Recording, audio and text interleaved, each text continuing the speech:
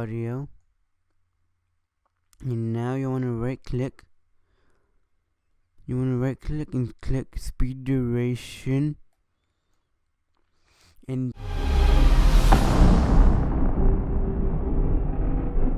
be 50%.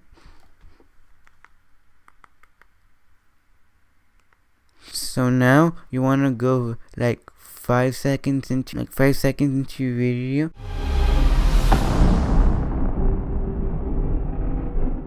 The one I'm gonna remove for this purpose, it's one that I added for this purpose of the video. So the one I'm gonna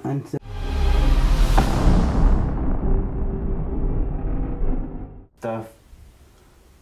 The button you want is this one, and it shows you your battery percentage, your day, your memory on your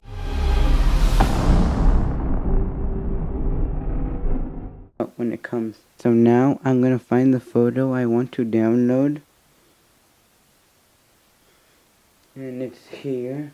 Let me